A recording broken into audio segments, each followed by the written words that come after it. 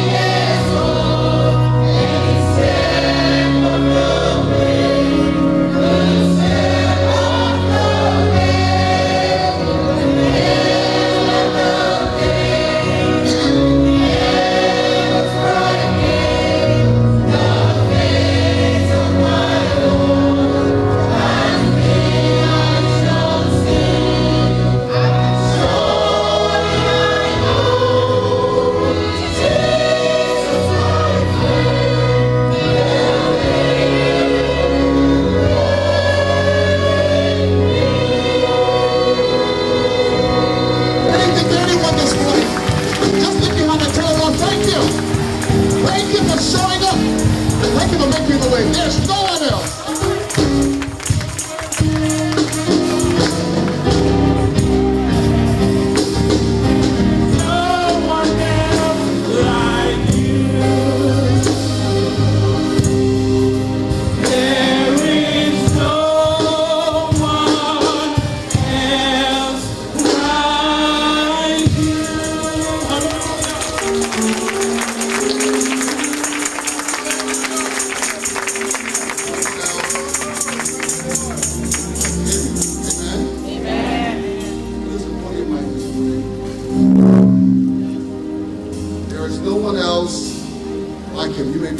Thank you so much.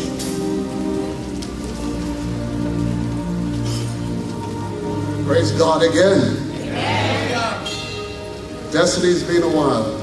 God has been good. And God continued to make ways out of no way. Amen. I remember when this was just an idea in the mind of your pastor. And I began to look for a building for him. Amen. As a matter of fact, I found one. He told me it was too small. And so we thank God today. Amen.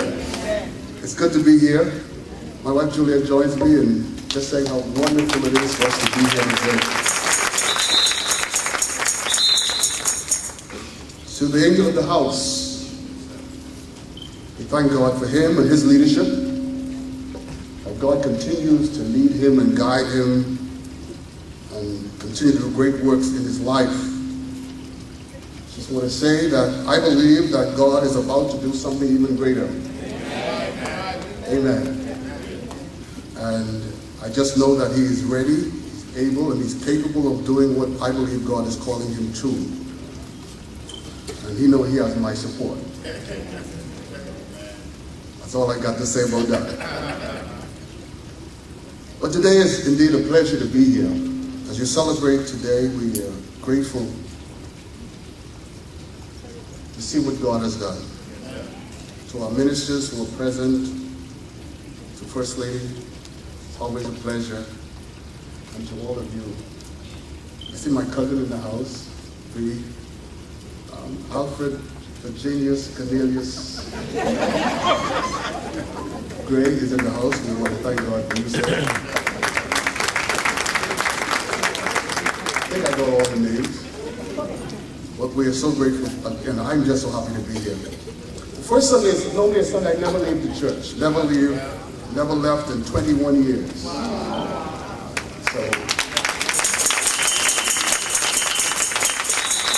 and when Brother Anderson called me, I said, Brother Anderson, let me call you back. And he didn't wait for me to call him back. He called me again. Just want to hear what you have to say. I said, okay, give me another minute. I'll call you back. So I'm praying, God, that's the first Sunday. But we thank God. God is still able. Lord, today we give you thanks and praise for these many years that you've blessed this place. We've seen your hand in and through the work here in this ministry. Lord, we just ask that your continued blessing be upon them. Amen. Celebrating the journey while God is restoring. Wow. Celebrating the journey while God is restoring. You know, I think it's such a wonderful thing because what many of us fail to recognize is that God is at work even when we're going through. For many, we look at what we see, and sometimes what we see is not clear. And no matter how good and well intended we are in forecasting the vision, there will always be some among us who refuse to see the big picture. So for many, they don't want to see the process. They just want to see the glory. So sometimes God has to take us through a process to get us to the glory. And it doesn't mean that while we're going through the process that God is not with us. You know, there's stories after stories of people who have experienced great tragedy while going through the process, while experiencing the most difficult times in life, but yet still in the midst of everything that they were going through, God was with them. You know the story of Joseph. Joseph was a brother who was well-intended, who thought by sharing his dreams with his brothers that they would be happy for him. But in spite of sharing the dream and expecting to have a party or a celebration, they got angry. In the process, they sold him into slavery. Potiphar's wife lied on him. He found himself in jail. They forgot about him. But when God got ready, God knew exactly how to restore him. And so sometimes the journey might be difficult and complicated and frustrated, but if you hold out to the end, I believe that everything will be all right. In Joel chapter 2 and verse 23 says, "Be glad then, ye children of Zion, and rejoice in the Lord your God, for he had given you the former rain moderately. And he will cause to come down from the rain, the former rain and the latter rain in the first one." Haggai chapter 2 and verse 9 says this way, "The glory of this latter house shall be greater than the former, said the Lord of hosts. And in this place will I give peace, said the Lord of hosts." What I discovered about God is that everything about God is progressive. He's always moving forward, and he's always building something. He's always lifting or elevating people to another level. He is always outdoing himself. And sometimes we don't understand when God is at work in the midst of us. We wonder why things continue to go the way they do. Sometimes God is saying, "I'm just testing to see whether you're ready for the next move." So throughout Jesus' miracle ministry, we see where he began with something seemingly insignificant. It was no life and death situation, but it quickly progressed to opening blinded eyes, making lame people to walk, casting out devils and feeding the multitude.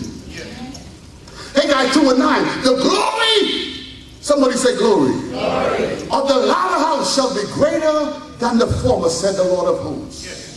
And look what he said, "And in this place will I give peace, said the Lord of hosts." Jesus, somebody call his name.